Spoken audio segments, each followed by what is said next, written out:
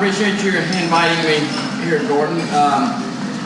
Yeah, I mean, I was the vice chair of the REC back in 2010, 2011, and there was a lot of us that wanted to start working and get some work done, and the existing people in charge didn't want to work, and so we kept pushing them and pushing them and pushing them, and they still didn't want to work, and so Joe Stitch was the chair at the time, and David Baldoff was the strategy chair, and David had a little problem though, because he was also working as a political consultant with somebody. And that was a conflict of interest, and he couldn't maintain both jobs.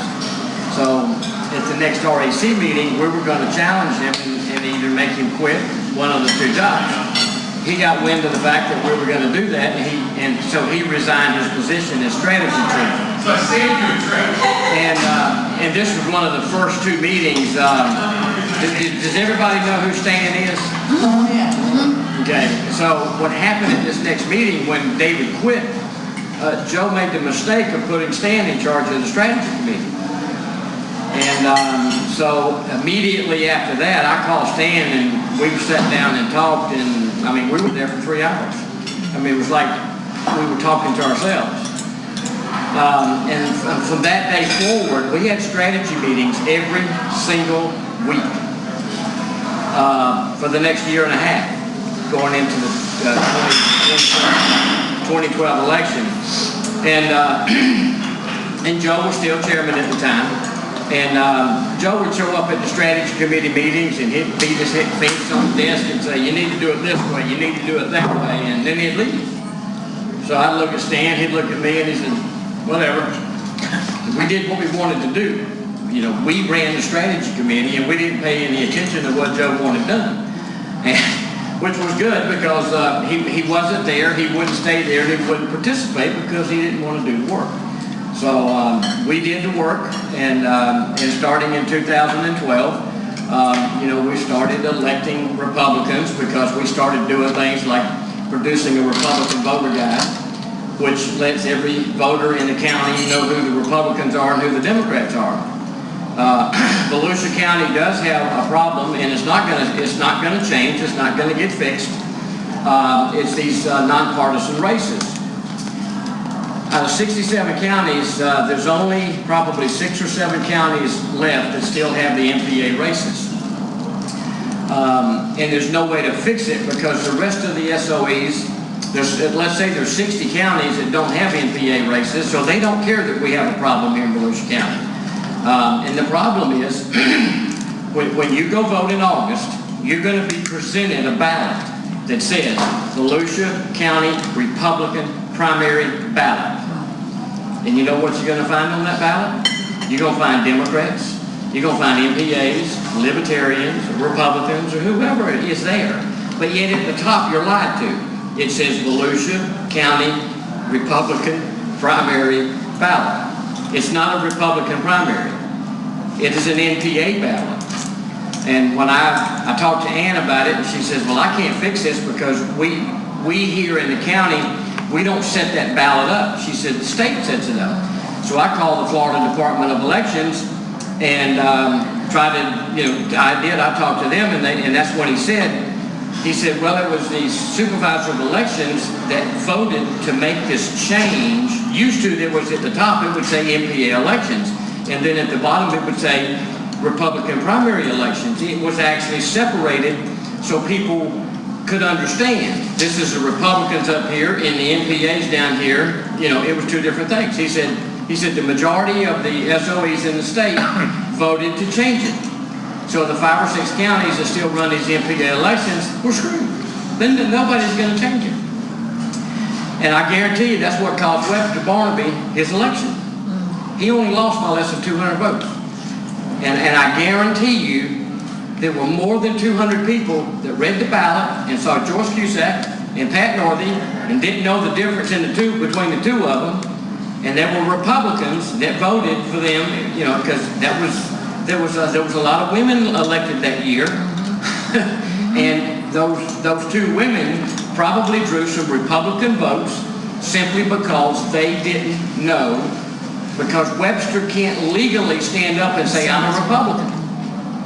It's like Ted can't stand up and legally say, I'm a Republican. But I can call him a Republican. And that's why we put out the voter guide.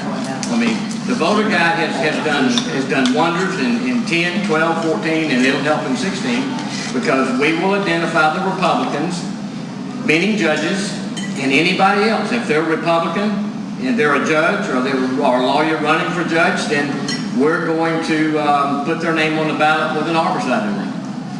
And it does help them get elected. And because we can't do it any other way. Now, I have talked to I've talked to Ann McFall, and she's agreed to sit down with me. What I'm going to ask her to do when she prepares the, like when they send out the sample ballot for 3 or 4 weeks before the election, is I'm going to ask her to produce an 8.5 by 11 page that at least explains to the voter. Every voter in the county gets that sample ballot.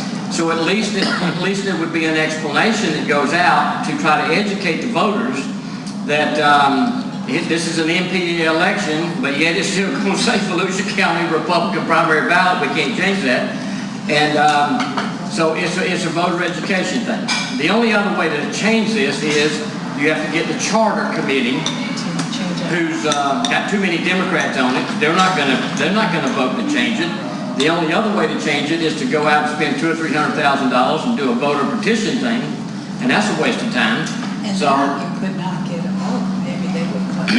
So the only way that we can solve the problem is try to continue to educate the voter. So when the voter shows up, I mean, we'll have volunteers at all the precincts like we have for the last 3 election cycles, and offer the Republican voter guide. So that way the voters, when they show up to vote, they'll at least be able to pick between the Republican and the Democrat. The other problem in the past is this: most people that go vote every 2 years, they wake up and they wake up and they say, "Holy moly, it's got an election going on. Who do I vote for?" Majority of them don't know. And they go, and any of you that's been in these election cycles for 3 or 4 years, you know, because they all call you. Who am I going to vote for? Who do I have to vote for? Because if you're in the community and you're being active, then your friends know that you're paying attention and they're not, so they're going to call you and ask you for help. Who do I vote for? And like I said, it's voter education, and we're going to keep doing what we're doing along those lines and try to make sure that everybody knows who the Republicans are.